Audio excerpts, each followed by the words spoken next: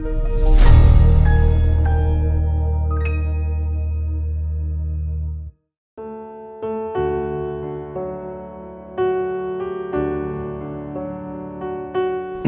berdoa.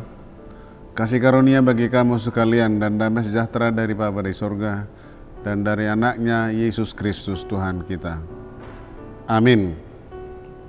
Pemirsa Saroha, firman Tuhan yang menyapa kita di pagi hari yang indah ini dari surat Rasul Paulus yang kedua ke jemaat Korintus dalam 2 Korintus pasal 5 ayat 20. Demikian firman Tuhan. Jadi kami ini adalah utusan-utusan Kristus, seakan-akan Allah menasihati kamu dengan perantaraan kami. Dalam nama Kristus kami meminta kepadamu, berilah dirimu didamaikan dengan Allah. Pemirsa Saroha, ada 2 hal yang penting yang dapat kita lihat melalui peristiwa penyaliban dan kematian Tuhan Yesus.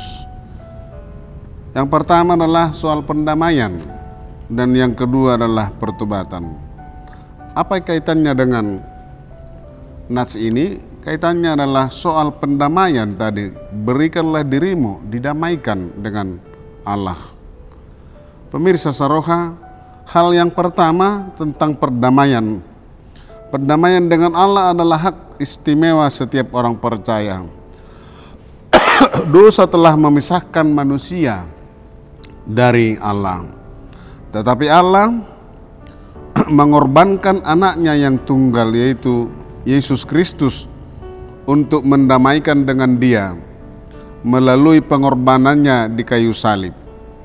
Allah yang mendamaikan kita dengan Dia di dalam Yesus Kristus, dan Allah yang mengutus kita menjadi utusan-utusan Kristus dimanapun kita bekerja. Pendamaian diterima melalui darah Kristus di kayu salib. Pendamaian Allah dengan manusia, dan kita menjadi utusan Allah, seakan-akan Allah menasihati kamu dengan perantaraan kami. Dalam nama Kristus kami meminta kepadamu, berilah dirimu didamaikan dengan Allah. Sebagai orang yang telah didamaikan dengan Allah, tugas dan tanggung jawab kita menyampaikan pendamaian, berita pendamaian tersebut yang telah disampaikan oleh Allah.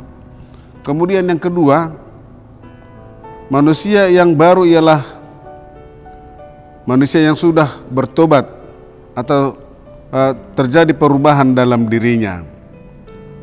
Perubahan ke arah yang lebih baik, yang seturut dengan kehendak Tuhan. Barang siapa pun hidup di dalam Kristus dan menyebut dirinya sebagai orang beriman, harus menjadi manusia-manusia baru.